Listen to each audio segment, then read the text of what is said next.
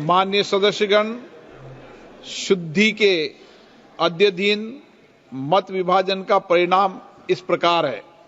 पक्ष में 288, विपक्ष में 232। प्रस्ताव स्वीकृत हुआ और विधेयक यथा संशोधित पारित हुआ।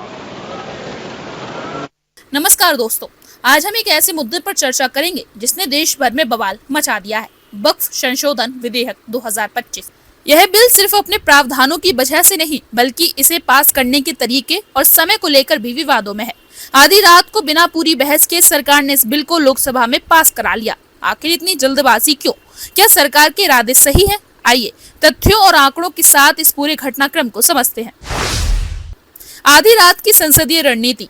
2 अप्रैल 2025 की रात लोकसभा का माहौल गर्म था। वक्फ संशोधन बिल पर चर्चा हो रही थी। रात के 12:30 बजे जब ज्यादातर लोग सो रहे थे, तब यह बिल पास किया गया। 288 सांसदों ने पक्ष में वोट दिया, जबकि 232 ने विरोध किया। यह पूरी बहस 12 घंटे से ज्यादा चली, लेकिन आखिरी 3 घंटे में हंगामे के बीच बिल को जबरन पारित कर दिया गया।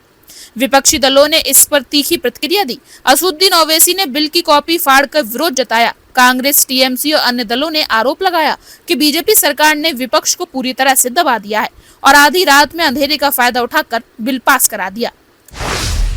बिल के 3 बड़े बदलाव जिसने हंगामा मचाया। सरकार ने बिल में रातों रात 3 बड़े संशोधन किए जो इसकी मूल भावना को ही बदल देते हैं। नंबर 1, वक्फ बोर्ड में गैर मुस्लिम सदस्य भी होंगे। पहले वक्फ बोर्ड पूरी तरह से मुस्लिम समुदाय का प्रबंध करता था, लेकिन नए कानून में गैर मुसलमानों को भी इसमें शामिल करने का प्रावधान किया गया है। सरकार का तर्क, इससे पारदर्शिता बढ़ेगी और भ्रष्टाचार कम होगा। विपक्ष का सवाल, क्या यह मुस्लिम धार्मिक संस्थानों पर सरकारी नियंत्रण की शुरुआत है? नंबर 2, वक्फ संपत्तियों पर सरकारी निगरानी। अब वक्फ बोर्ड के किसी भी फैसले को लागू करने से पहले जिला मजिस्ट्रेट की अनुमति लेनी होगी। सरकार का तर्क, इससे गलत तरीके से संपत्ति को हड़पने से बचाया जा सकेगा। विपक्ष का सवाल, क्या यह मुस्लिम समुदाय के अधिकारों का सीधा उल्लंघन नहीं है? नंबर 3, वक्फ संपत्तियों का पुनर्मूल्यांकन। इस संशोधन के तहत अब सरकार यह तय करेगी कि कौन सी जमीन वक्फ की है और कौन सी नहीं। सरकार का तर्क, इससे विवाद सुलझेंगे। और विपक्ष का सवाल, क्या इससे मुसलमानों की संपत्ति को छीनने का रास्ता साफ किया जा रहा है? विपक्ष की कड़ी प्रतिक्रिया। इस बिल पर विपक्ष ने कड़ी आपत्ति जताई। असदुद्दीन ओवैसी ने कहा, यह बिल मुसलमानों को कमजोर करने और उनके धार्मिक अधिकारों को छीनने की साजिश है। कांग्रेस ने कहा, बीजेपी सरकार की नीयत साफ नहीं है। बिल को इतनी जल्दबाजी में आधी रात को पास करना इसका सबूत है। टीएमसी, यह लोकतंत्र की हत्या है। जबरन बिल पास करवाया गया बिना पूरी बहस के। सरकार का बचाव। अल्पसंख्यक मामलों में मंत्री किरण रिजिजू ने सफाई दी। उन्होंने कहा, यह बिल पारदर्शिता और सुशासन लाने के लिए है। वक्फ संपत्तियों के बेहतर प्रबंधन की जरूरत थी। इससे मुस्लिम समुदाय को ही फायदा होगा। विपक्ष सिर्फ राजनीति कर रहा है, लेकिन विपक्ष और मुस्लिम संगठनों को यह तर्क हजम नहीं हो रहा है। जनता में बढ़ती चिंता, क्या यह वक्फ संपत्तियों पर कब्जे की योजना है?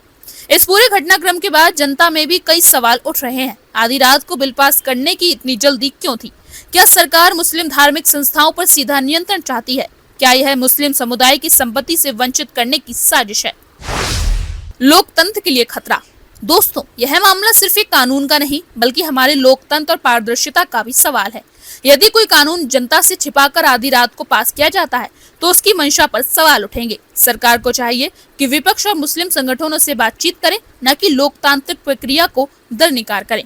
अब सवाल आपसे है, आपको क्या लगता है? क्या सरकार का यह कदम सही था? कमेंट में हमें अपनी राय जरूर दें। एक अधिनियम सूत्र विधेयक का पूरा नाम विधेयक का अंग बने। मंत्री जी अब प्रस्ताव करें कि विधेयक को यथा संशोधित पारित किया जाए। माननीय मंत्री जी, I move that the bill be passed as amended. प्रश्न है कि विधेयक को यथा संशोधित पारित किया जाए। जो सदस्य इसके पक्ष में हाँ गए, जो सदस्य विरोध में ना गए।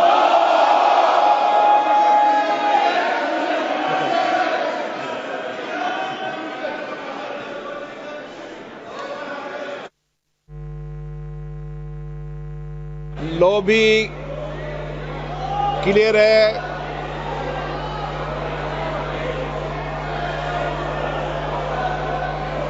आराम से समझा लो आराम से।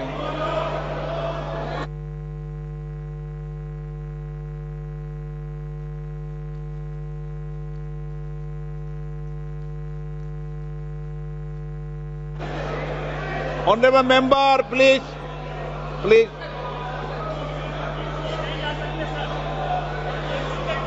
अभी अब बैठिए बैठिए, आप बैठिए बैठिए बैठिए बैठिए।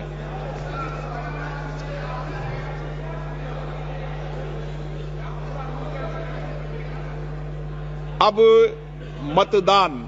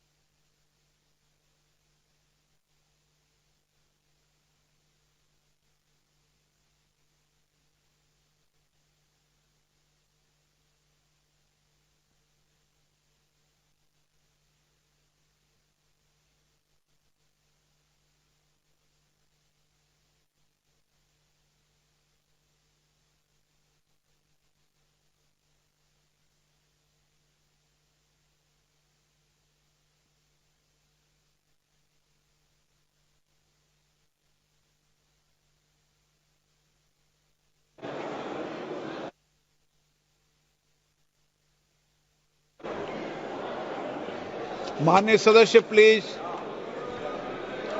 टेक योर सीट, प्लीज बैठिए माननीय सदस्य, प्लीज माननीय टेक योर सीट, प्लीज माननीय सदस्य।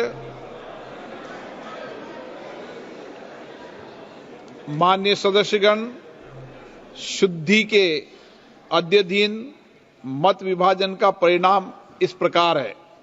पक्ष में 288, विपक्ष में 232। प्रस्ताव स्वीकृत हुआ और विधेयक यथा संशोधित पारित हुआ।